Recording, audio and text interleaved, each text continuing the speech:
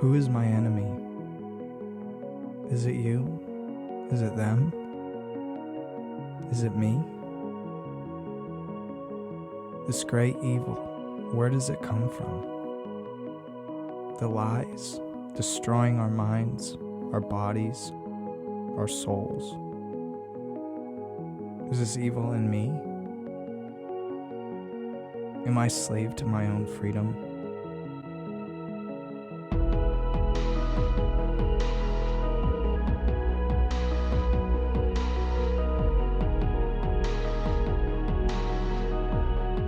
A war is on. How do we fight? Good morning, guys. How you doing? You didn't get stuck in the snow? Well done. Well, maybe you did, but it was 3 days ago, so you made it out. Well done. How you feeling? Anybody build any good snowmans or anything cool like that? Snowball fights? All right, after church, me and you, it's a snowball fight. You guys ready?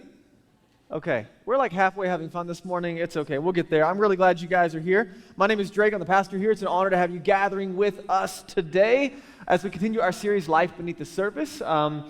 Before we get into the message today, I have a couple of quick announcements for you, just so it's on your radar. Also, I want to celebrate. We had our community night on Wednesday night at Boco Cider down the street. How was that? Dude, it was wild. There was so many people in there. People were just like crammed in like sardines. And they clearly had so much fun that they didn't come this morning. That's what happened. That's a joke because it's cold and people don't get out of bed. Anyway, you guys okay? All right, let's have some fun today. But it was awesome. It was like the decibel level in there was bananas, was it not? For those of you that were there, you're like, what? Still can't hear? I understand. It was a lot, but it was amazing. God used it in a really big way. Had a lot of cool conversations, built a lot of community. So well done for everyone that not only was there, but invited friends and engaged in community. It was a lot of fun. Now, we have Easter weekend up around the corner, so really quick, Easter at City Church, you guys ready? Really exciting. It's going to be an awesome weekend. There are invites all around you in the seats, in the lobby, all of that stuff. Those are for you to take, mark your calendars, but also to invite others. You can also use all of our social media platforms. We're sending this stuff out in emails as well, so you have access to like digital invites and all of that stuff. I have found that a lot of times my good intentions, I'll have a card ready to go for one of my friends, and I just like won't see them, so I can like cheat and just send them the text with the image. Haha, I got you. So really, really cool. But on Easter weekend, we want you to mark your calendars. Easter lands on the 31st of this month, but we also have a Good Friday service that Friday night as we come together, and this is like a night of worship and prayer. So it doesn't look really like a weekend gathering. It's more like a whole evening, an hour-long focused on worship and prayer. Kids are invited to join us in the service, and it's just a focus on Jesus and the cross and preparing for Easter weekend. And so a really cool night of focused time of worship and prayer. So I want to invite you to that. In addition, we also have our block party coming up on Saturday. Who's pumped about it?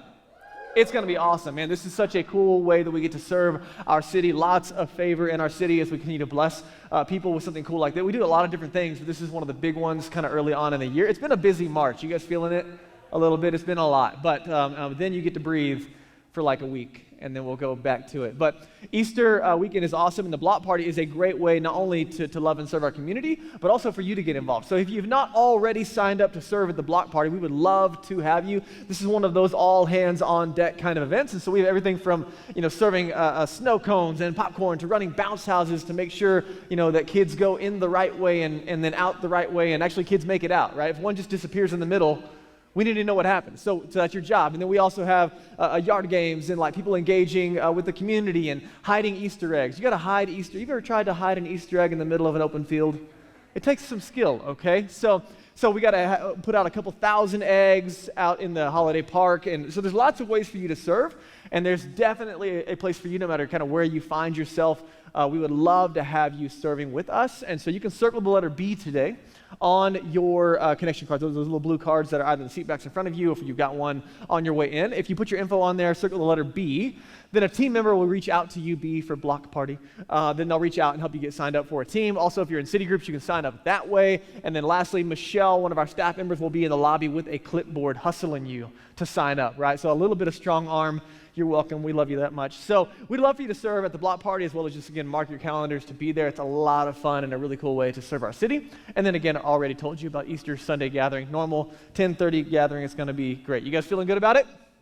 All right, hey, so no matter where you're walking in on your spiritual journey, you are loved, safe, and welcome. We're so glad to have you here today.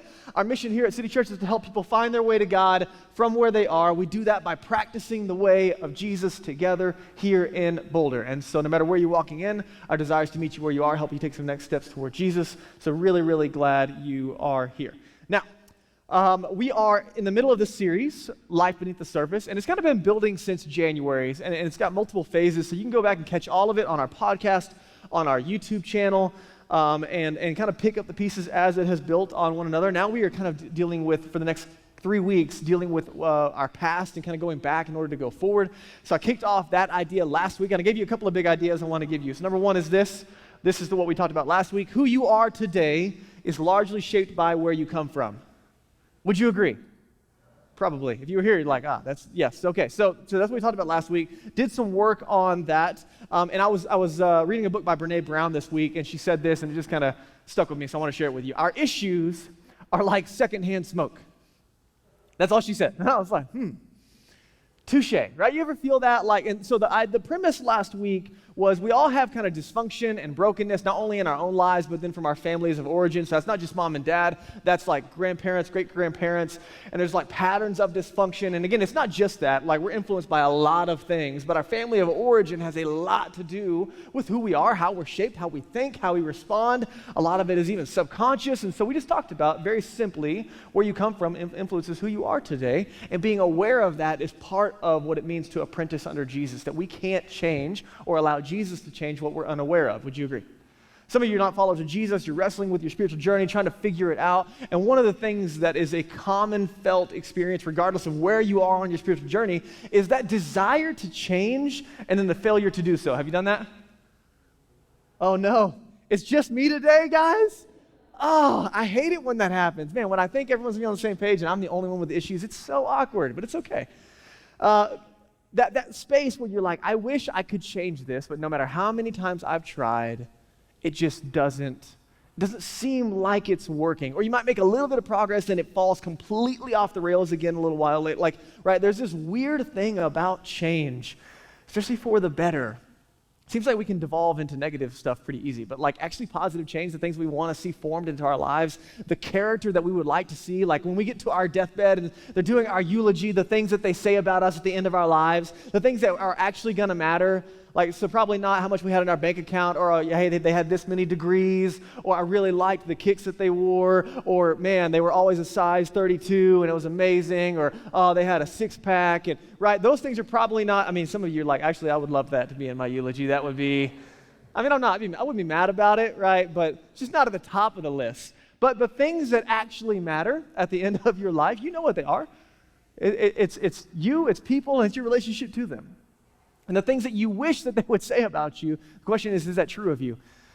And for me, I'm trying to think like, okay, the character arc of my life, am I heading in that direction? And then if you're like me, you just get frustrated because you're like, yeah, I'm going to do it. And then you don't. and the best evidence of that are the people closest to you, right? Like you're really easy on yourself and hard on yourself at the same time. You do that kind of game?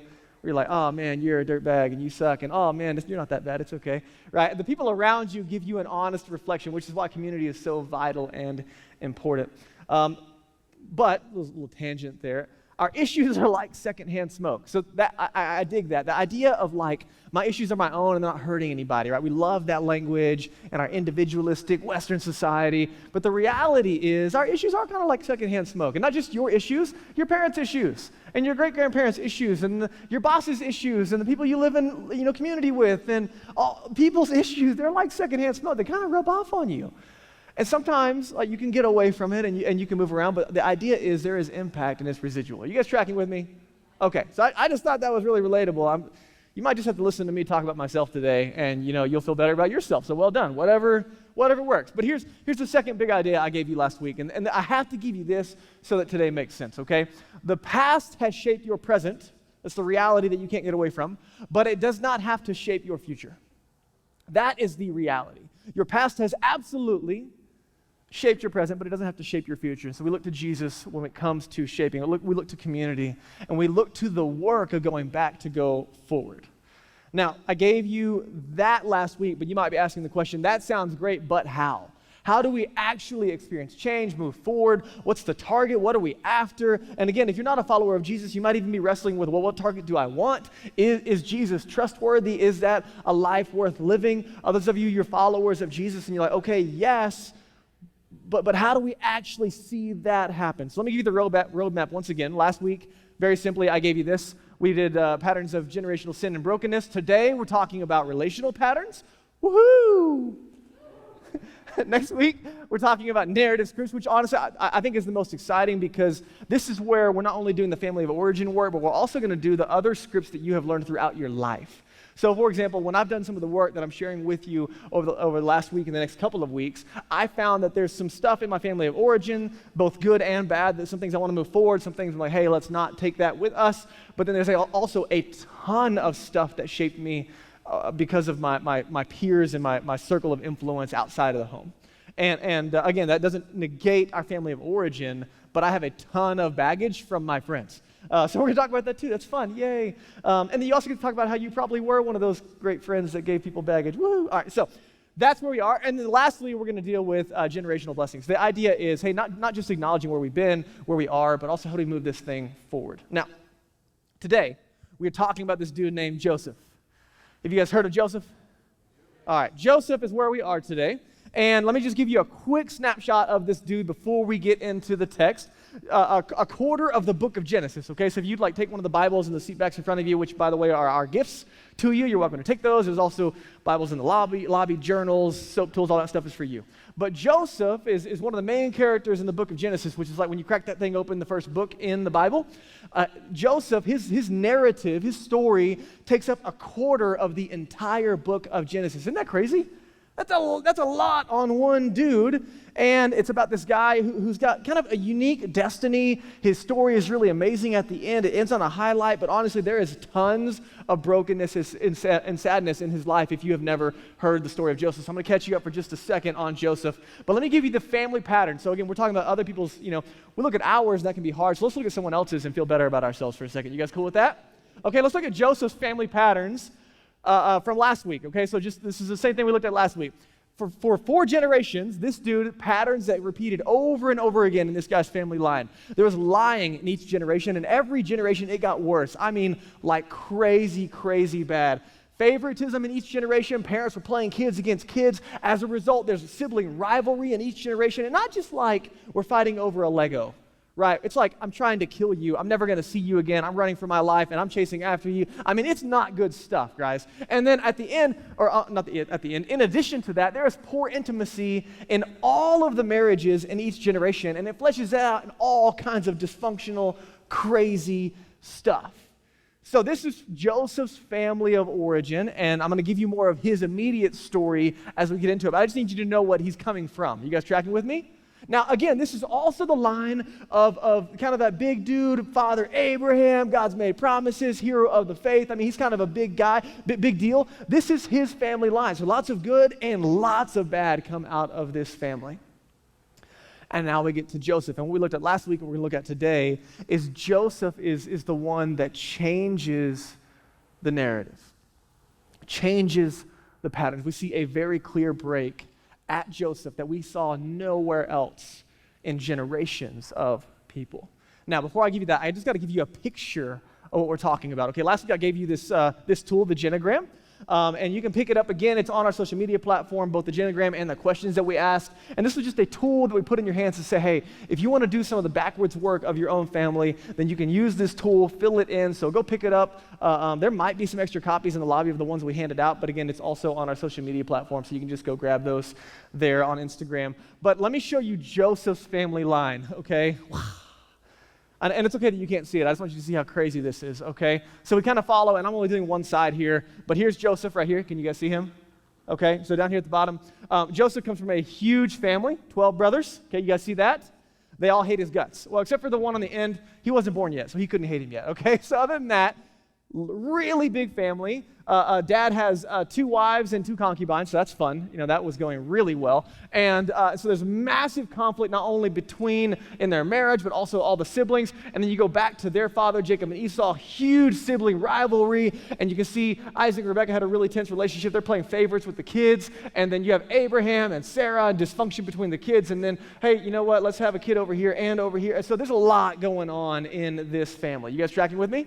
And this is just a little bit. What I can't show you here is all of the lying, all the dysfunction, all the intimacy issues, right? I can't I could maybe draw it out, but I don't really know what it would look like. So anyway, this is Joseph's family line. What I want you to see is a very clear break when we get to Joseph of patterns of dysfunction in multiple ways, which we'll deal with in a minute. So you guys tracking with me? You feel a little better about yourself right now? Some of you are like, oh, it looks just like my family. Oh, no, right? I'm so sorry. We have counselors that we can recommend. Anyway, all right, so Joseph's story, really fast before we get into it. Genesis 37, you can pick it up on your own time. I don't have time to give it all to you because a quarter of Genesis narrative is Joseph, so we'd be here for a while. But in Genesis 37, he's 17, and he's got this crazy, complex family, right? And all of them are under one roof, right? This is one household, which is just bananas. He has a dream, shares it with his brothers about all of his brothers, his siblings bowing down to him. He's a little arrogant. He's a little cocky at 17. He can't quite put the pieces together why they don't like him. But it's not that hard to figure out. You're like, oh, dude, you need a little bit more. He's 17 and a little immature at this point, okay? It comes to the point where, he's dad's favorite, gets a cool, fashionable robe. He's popular on Instagram, gets all the likes, right? And his brothers just don't like him to the point where they start to hate him. And one day they get so fed up with him that they decide they're going to kill him. And then in the process of that, they're like, you know what? Actually, we can make some money. So instead of killing him, they sell him into slavery. So I want you to imagine, youngest brother, 11 other brothers, jump him to a 10, I guess, at this point. They beat him up. They throw him in a hole. There's a slave trade passing, so they sell him into slavery. And then they fake his death.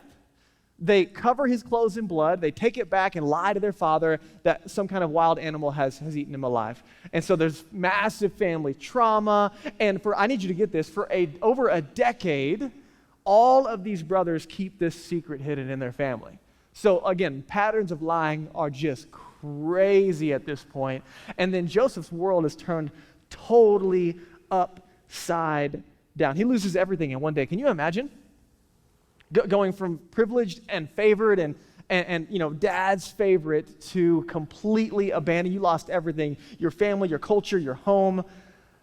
And he goes into slavery, and then things are not looking good at first at all. And then he starts to have a little bit of favor even in slavery. He's working for a wealthy family, but then in the middle of that, he is accused of rape, which did not happen, and so he's got to run for his life again. He gets thrown into prison. So he's kind of making some progress, even though he's been sold into slavery, and then he gets accused because he's a good-looking dude, and this dude's wife was like, you look pretty good. And then she was like, hey, no. So anyway, so she blames him. It's not great. And throws him into prison. He's in prison for like 10 to 12 years, okay? It is wild. And while he is in prison, he has a couple of different dreams. At one point, he has a dream where it's like looking like he's going to have favor and get out of prison. And the dude that he helps get out of prison forgets about him. Like literally gets set free and then forgets that he even helped him and leaves him in prison. So I just want you to imagine like the roller coaster of a life of massive betrayal, massive just life not working out. I mean, everything that could go wrong is going wrong. Every time he's got a glimmer of hope, it just gets crashed again. Can you imagine the feeling of resentment and anger and bitterness? I mean, can you even fathom with me? It'd be wild, right? It's so extreme that I don't feel it like I think I probably would internally. Like sick to your stomach, angry, would just unbelievably resentful. Maybe the opposite if you don't go to anger, maybe a lot of depression, whatever it is. Over and over again, he has all these setbacks. And from there, I want you to understand that while really hard, Joseph never stops walking with God. That's how the scriptures talk about him. He never stops walking with God through all of this. And then literally overnight, he has another dream, interprets it for Pharaoh, the leader of the most wealthy nation on the planet, and literally overnight, he becomes the second most powerful person on the planet, second to Pharaoh. And it's from this place in his story that he's partnering with God not only to bless his family of origin, but then Egypt and the world. So his story turns out incredible, but not without a massive amount of hardship on his own and on top of the family dysfunction. So just a couple of quick things I want to acknowledge for you real fast, things that changed. Number one, and again, we don't have time to read it, but he marries one woman and stays with her. Okay, so just immediately, once he's in Egypt and he's out of prison, he marries one woman, he stays with her. He has 2 sons, and he blesses both of them. In this culture, to give your children a significant name, a name of meaning, is to bless them and to give them honor. And so normally you do that for one, but he does it for both. And so unlike his family of origin, right, lots of wives, lots of different relational issues, lots of family of origin issues when it comes to siblings and favoritism over one or the other. So he blesses both kids instead of just one. And then later, we're also going to see that in a moment when he could have totally taken his rage and anger out on his brothers, he blesses them instead. When he could have chosen deception and taken all of that out on him, which you and me might be like, dude, rightfully so, he actually chooses to bless them. So let's go to Genesis, where this kind of narrative shows up. This is during a famine. Joseph is the leader of one of the greatest nations on the planet. And his brothers are coming to Egypt because they're running out of food, because they're in the middle of a famine. And this is the encounter. They have no idea it's Joseph. This is the encounter that we see kind of towards the end of their interaction. So Joseph could no longer control himself. His brothers have been there. They're asking for food. And before all his attendants, he cried out, "Have everyone leave my presence." There's lots of emotions. I want you to see how raw and real Joseph's interactions are with what's going on internally and externally. There was no one with Joseph when he made himself known to his brothers. Right? He was kind of keeping it just with them. And he wept so loudly that the Egyptians heard him, and Pharaoh's household heard about it. Can you imagine? Right? He's 30 now, and everything that has happened, the massive amounts of betrayal, unsure if he's ever going to see his family again, probably not. And here they are. His father is alive. He's got a younger brother. He's finding all this information out, and the emotions are massive. Which again, depending on the background where you come from, like this might be normal, or this is like, yeah, we don't feel things. We definitely don't express them. I don't know what your background is. But he's just very real in all of the, and it's not just like, oh, I missed you. Right? Can you imagine all the emotions? Because there's a lot of them. It's like, I don't know if I missed you. In fact, I'm kind of mad at you still, and wow, here you are, and lots of things going on. And then verse 3, it says, Joseph said to his brothers, "I'm Joseph. Is my father still living?" But his brothers were not able to answer him because they were terrified. Can you imagine? On the other, it's kind of comical. You're like, OMG. Like, this is not good, my friend. Like this is, wow, okay, there's a lot going on here. And then we can see it play out in Genesis 45. Then Joseph said to his brothers, "Come close to me," right, because they're just still freaked out. And when they had done so, he said, "I'm your brother Joseph, the one you sold into Egypt." Listen to what he says. "And now don't be distressed and don't be angry with yourselves for selling me here, because it was to save lives that God sent me ahead of you." What? What? Doesn't that response just make you angry? You're like, that is so emotionally mature. I can't stand it. That's unbelievable. Wow. What? All right, so that's one. Let me give you another one where they're talking about it again in Genesis 50. Joseph said to them, "Don't be afraid. Am I in the place of God?" Listen to this. He is interpreting his past events in light of who God says he is and what he's done. "You intended to harm me, but God intended it for good, to accomplish what is now being done, the saving of many lives. So then, don't be afraid. I will provide for you and your children." Do you see his extension of blessing not only to his brothers, but to their families? So when he has every right to rage, and he could take their lives easily or put them all into slavery, he could do anything he wanted. And he chooses to bless them by reinterpreting his past events in light of who God is and where he's been in light of that. And so he reassured them and spoke kindly to them. It's quite amazing. So you can read the story on your own. But I want to give you a couple of things on how Joseph went back to go forward. We talked about that last week. Sometimes in order to move forward, we have to go back. So let me give you just a couple of quick observations from the life of Joseph, and then we'll get into some application. You guys okay with that? Okay, so a couple of quick ones. Number one, I just want you to acknowledge with me that Joseph was honest with the sadness and losses of his family, and he allowed it to inform him. This is challenging. It's challenging for me. It might not be challenging for you, but it's challenging for me. He was honest as he looked back. Like, he probably didn't have a genogram here. He probably didn't doodle on a little whiteboard and put all those pieces together, but he was very aware of the narrative of his family. He knew the legacy, he knew the blessing, and he knew the dysfunction. He knew about Grandpa Abraham, and he knew about all these things, all the good and the bad, and he allows it to inform what he does differently. We already talked about some of the things that he changed. But one of the questions we have to ask is, how do we let our past change us for the better? And some of you might be in the room and you're asking, where do you even start? And there's a lot of places you could start, but I would encourage you to start with what you can see. There's things that you might not know about, things that you can't necessarily, that's fine. Start with what you know, start with what you can see, which is why we do the work of the genogram, to put it on paper and start to look for patterns. And so again, next week we're dealing with the ideas of not just our family of origin, but other things that have influenced us. But for our family of origin, there are different patterns that have informed our family line. So let me just give you a couple of things, and maybe some of these will resonate with you, things that you can look for in your family.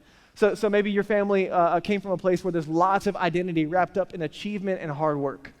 Or maybe you came from a place where there's a scarcity mindset. There was never enough, and so the way that you relate to people and to money and stuff is scarcity rather than abundance. Or maybe there was just a posture of workaholism in your family, or as a result, maybe one parent was workaholic, and so then there was an absence in your family, which leads you to actually go to the other side of it. Or maybe there was patterns of divorce in your family like we talked about last week, or there's substance abuse, or maybe there was issues of abandonment, or just consistent broken relationships. Maybe you look back and you can see just consistent, broken, distant relationships in your family line. Or maybe there's just a consistent pattern of pride connected to all kinds of different ways that it manifests in your family line, right? You can start to look at all of these different things, and it can be really big or it can be really little. And you say, what patterns do we have? What narratives have I learned? And we'll do a little bit of that work next week. But we have to go back in order to know what needs to be changed and what can be changed. Are you guys tracking with me? Joseph was very simply aware of his family, and he was able to then make different decisions as a result. And we see actually, it doesn't just bless him and his family, but it blesses his extended family, and eventually, the world. It's amazing what happens through Joseph. Now, number 2, he partnered with God to let his past become a blessing. Another way that verse we were looking at a minute ago can be translated is, what the enemy meant for evil, God intended for good. What the enemy meant for evil, God was able to use for good. Did you hear Joseph's language? How confident he was in the statement of taking an insane amount of pain and dysfunction and saying, no, God has turned it for good. He could have destroyed his brothers, but instead he partnered with God to bless them. You're like, what in the world would make you do something like that?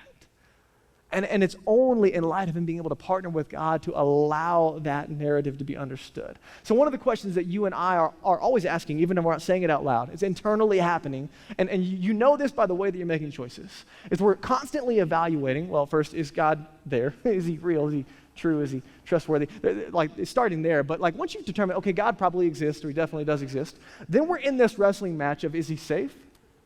Is he good? And can he be trusted? Is God safe? Is he good? And can he be trusted? Because in that space, Joseph was able to then look at his past and find that God was turning it for good. And again, he didn't resolve all of that. There's nothing that said, okay, God orchestrated all of this. That wasn't happening.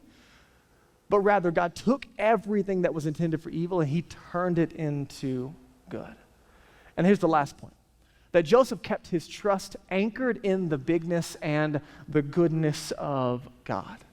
So throughout the entire thing, kind of working backwards, he kept his trust anchored in the bigness and the goodness of God.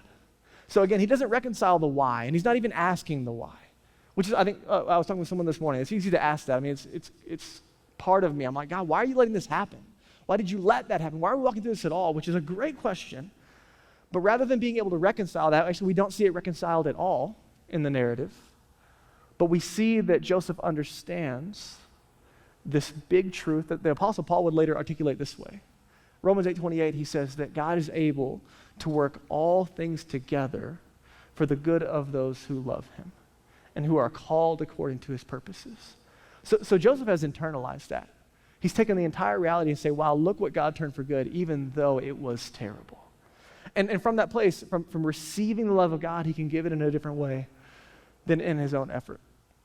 So as we look at all of this, it allows us to say, okay, this is what happened for Joseph. How did he change the narrative and the relational patterns of his family? Well, he first was honest. He just took an honest look at where he came from so he could know where he was going.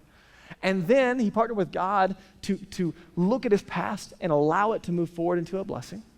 And then he kept his trust anchored in the bigness and the goodness of God.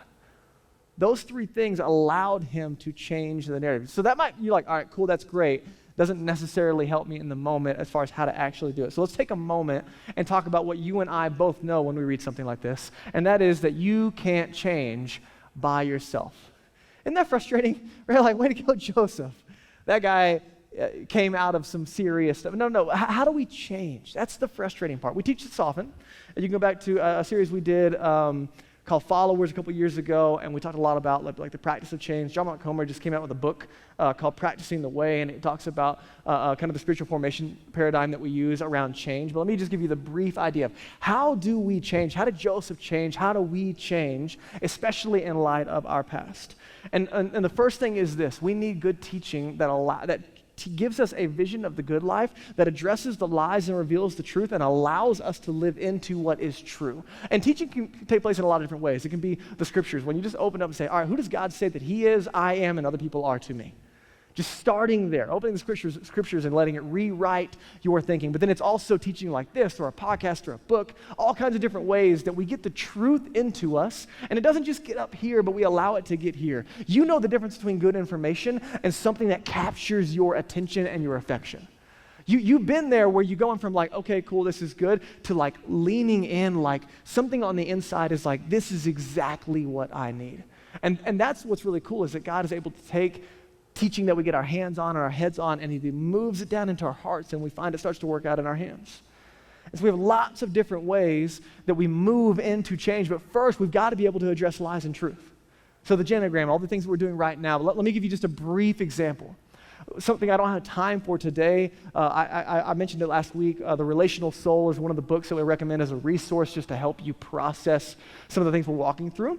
And in that book, they talk about attachment theory, which, again, there's lots of other smart people in the room that are way smarter than me, have more degrees than me. I say it often, I'm not the smartest person in the room, but it's the guy that got here first, so just remember that, okay? When I give you anything that sounds really smart, it's probably not OG. So attachment theory is very simply how we learn to relate. And the big idea is this, that how you learn to relate as a child is how you relate when you're an adult, which is kind of, that makes sense, right? Would you agree? How you learn to relate as a child becomes how you relate to others as an adult. And in attachment theory, there are 4 types of attachment. I'm not going to define all of them, I'm just going to give them to you real fast. There's avoidant, ambivalent, scattered, and then stable types of attachment. And again, you can look into this, pick up the Relational Soul book. It'll help you a lot as far as processing all of this, understanding where you come from, where you are, and then where you can grow in. Obviously, the goal would be stable. The other 3 are different types of dysfunction when it comes to relational attachment issues. And so if you look up and like a lot of your relationships struggle, whether it's like intimate relationships or friends or family dynamics, then looking into that can be really helpful. But one of the key factors in attachment theory of helping kids grow up to relate well, but also then for you and I to relate well to others and to God, is trust. The foundational principle in attachment theory is trust. Are people trustworthy? And in the studies that they did, it was very simply around, are mom and dad available, and are they reliable? As a little kid, did you learn that people were trustworthy? Did you, or based on your interactions, did you learn that they were either unavailable or unreliable? And the big idea is very simply that how we relate is how we relate. How we relate is how we relate. How we learn to relate is how we relate to one another, how we relate to ourselves, and quite frankly, how we relate to God. A big portion of our ability to have a healthy relationship with God comes from where we come from. And so here's the big idea of attachment theory, is that there is everyone has an innate need to be pursued, known, and enjoyed. You don't have to be a follower of Jesus to find out that this is true. Everyone on the planet has an innate need to be pursued, known, and enjoyed. And the level that you experienced that as a child has informed who you are today. And again, we'll talk about it next week. It's not just in the family of origin, because also this works out in peer groups and things like that, but it definitely starts there. Everyone has an innate need to be pursued, known, and enjoyed. And there's a good chance that everyone in the room knows what it's like to be missing one or all of these things. To have a longing to be pursued and it's not happening. To have a longing to be really known and feeling like you have to hide. To have a longing to be enjoyed and feeling like you're not worthy. And if you're not one of the people that finds themselves close to that gap, then there's a really good chance you know someone who is.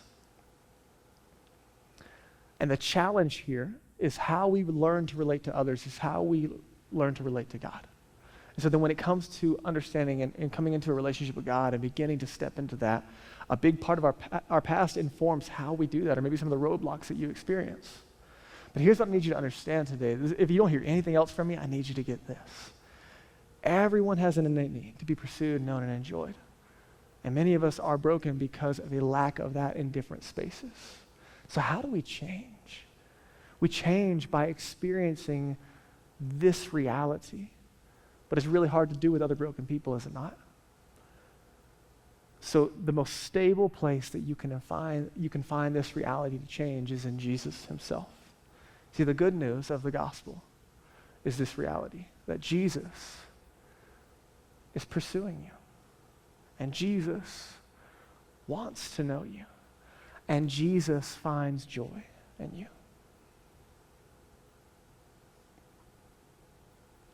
How do we change? By experiencing and adopting and embracing the reality that Jesus is pursuing you. And Jesus knows you. And Jesus finds joy in you. Even if you're not a follower of Jesus today, this is true. And maybe one of the gaps of healing that you are missing today is because you have not received the love of God that is available to you. And for some of you, you're followers of Jesus in the room, and you still struggle to believe this reality. Jesus is pursuing you. And Jesus knows you, all of you. And Jesus finds joy in you. He delights in you. And you and I can find healthy and healing attachment through this relationship right here. So no matter where you come from, no matter what you've experienced, no matter what you have gone through, this right here is where you and I can find holistic, healthy healing. And it changes how we then relate with others. So how does Joseph go from where he was to where he ends up? And it's this reality right here. And again, it's not strictly here. We'll talk about that in just a second. Because it doesn't stop with embracing the love of God, because God gives us community to then relearn and practice back into our way of relating. And so we talk about practices a lot, but then lastly, community. Again, how do we change? Well, it's not in a silo, it's not by yourself. That you learn by relearning. It's one of the most painful realities of relationships is when you've been hurt. It makes you want to stay away from the things that hurt you. But the reality is the only way to find healing is to re-engage and experience it in a healthy light. And so engaging with Jesus and allowing that love, receiving that love, then to move you into healthy relationships. So imagine that you're working through all the dysfunction of your family line and your family of origin, and then just the stuff that you picked up along the way and all of your own baggage. And you just have moments when you kind of freak out. Does anybody else freak out ever? You just have a moment where you just kind of lose your stuff? Everybody freaks out a little different, right? You have your own way to freak out. Some of you just bail and you're like, I got to be myself. And other of you, like, you throw things, or you do binge things, or you whatever. There's all kinds of things we do, right? We all have our ways of like just kind of freaking out and just not being okay. You ever been not okay? Okay. So in those moments, you know what's really, really helpful? If you had some people who love Jesus and love you, and when you're freaking out, I mean in the middle of your freaking out, they look at you and they say, I'm not going anywhere. When you freak out and you have a bad day, I'm still here. That space is what Jesus does for us, and that's what community can do for us. And in the practice of following Jesus, we're also learning to become those kinds of people for others, which is challenging, is it not? You're like, I would like to go somewhere else, right? Like, I'm not going anywhere, even I wish I could, like, I feel like that's the tension, and that's the unique call of following Jesus together in community. So as we practice the way of Jesus together in Boulder, what we're after is being formed as people into the image of Jesus, but uniquely who he has made you to be, your true self. But again, none of this can we do on our own. So again, embracing the love of God, absolutely. Good teaching, practice, and community. But lastly, you need the power of the Holy Spirit. You can't do this on your own. So the power of God coming alongside our relational patterns, our narrative scripts, and our family of origin gives us the ability to break things that we can't break ourselves. John Mark Comer says it this way. We'll end here this morning. He says, you will never work harder for anything in your life than Christ-like character. And nothing else will ever feel like such an unearned gift. You will never work harder for anything in your life than Christ-like character, that formation that we're talking about. It doesn't happen through osmosis or sitting here listening to me talk. And nothing else will ever feel like such an unearned gift. The idea here is that there is this mystery of partnering with Jesus for change, where we have to work really hard at it, and we dig into our family of origin, and we take an honest look at ourselves. We embrace grief and all of those things so that Jesus then can enter and help us to change. But the reality is, as we do the hard work, he does something uniquely we cannot do. And so then we look up at something that has changed, something that's been healed, something that's been made whole, and we know we had a part in it, but we're also very aware that, man, we could not have done that on our own. It's like if Jesus and I were carrying that load together, he was carrying 90 and I was 10. It's like when my kids help me carry anything, right? Like, yeah, man, you're helping, good job. Right? Yeah, and that's fine. I'm like, whatever, man. I'll carry what I can carry, but I can't do it on my own. And so I hope that you feel and embrace this tension, the challenge today of going back to go forward. Jesus isn't taking you back there so that you can feel shame and guilt and experience depression and relive hard. No. Jesus only takes you back so that he can set you free, so that you can find healing, so that you can look at things and say, this is where I'm going. And it's hard work, but it's good work. And it's the work that we're going to be glad that we did at the end of our lives. So, reflection and practice this morning. Number one, very simply, I want to invite you today as we worship, as we respond in prayer, to sit in the bigness and the goodness of God. Or to say it another way, just to receive the love of God. To receive the love of God this morning. That Jesus, when he looks at you, he knows you, he's pursuing you, and he delights in you. And I've heard many authors say that that's probably the hardest reality for you and I to consistently embrace and believe. The biggest roadblock to you and I practicing the way of Jesus, following Jesus, is believing that right there. And for others of you in the room, maybe you're not a follower of Jesus in the room, that's what's in front of you. This amazing unearned gift of grace that Jesus has, like the evidence of God's love for you is in Jesus himself. That he lived a perfect life like you and I can't. That he died a death he did not deserve in our place. That he was buried and rose again, proving he had the power over sin, death, and the enemy in order to set you free, to give you new life, and to help you be ushered into the family of God, to be reparented into the family of God both now and forever. There is life and healing in Jesus, and it's very simply by receiving the gift that's been made available. And for some of you, that's been available to you the whole time. Jesus is pursuing you. He knows you. He knows your story, and he delights in you, and there is life in relationship with him. Others of you have embraced that gift.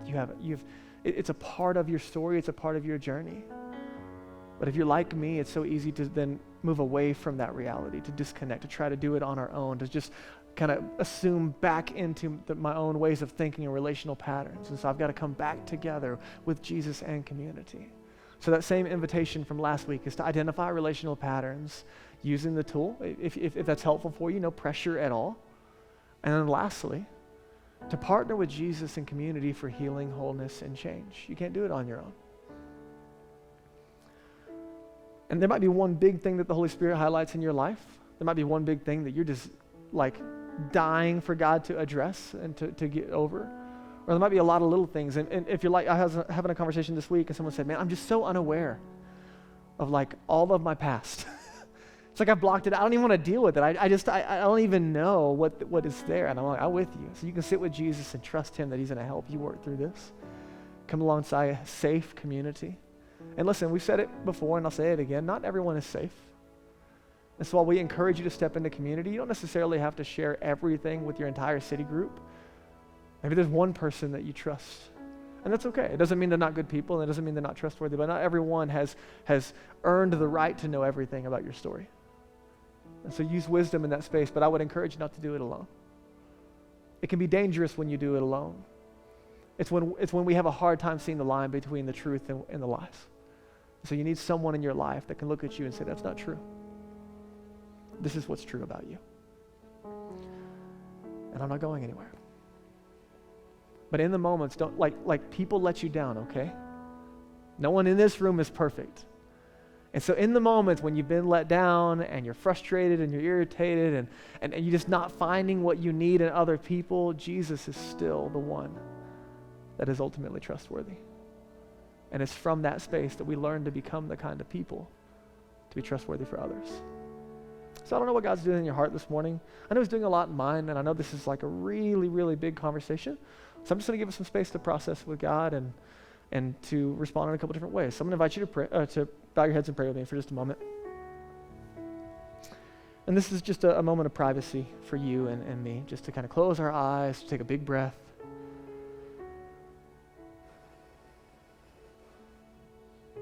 And say, Holy Spirit, come. To be present to ourselves, to sit and to receive the love of God.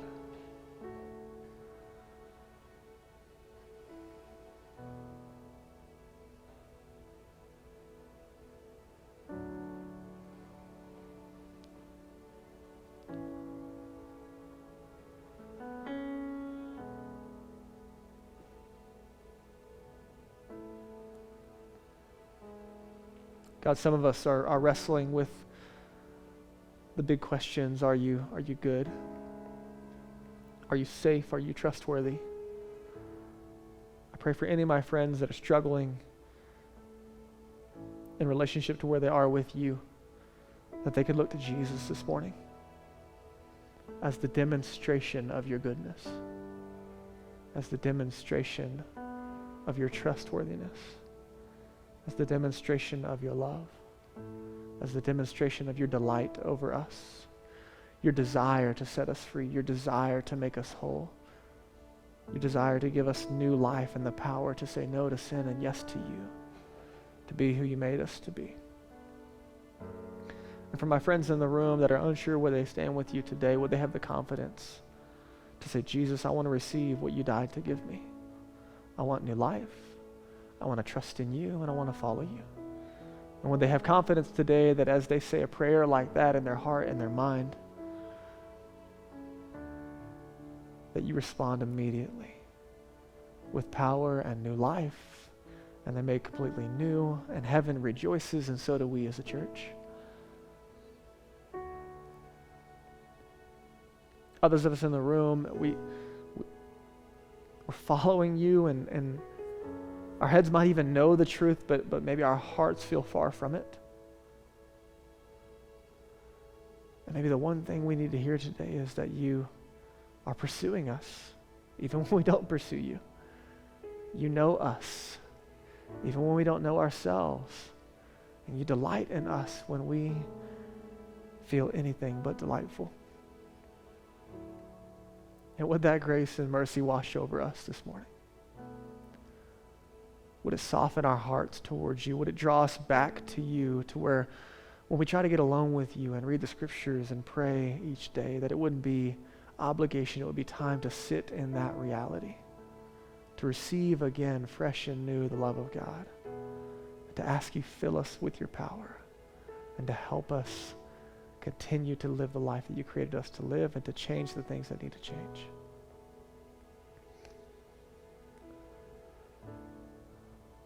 Others of us, God, we have some deep, deep baggage, some deep wounds, some trauma and hurt.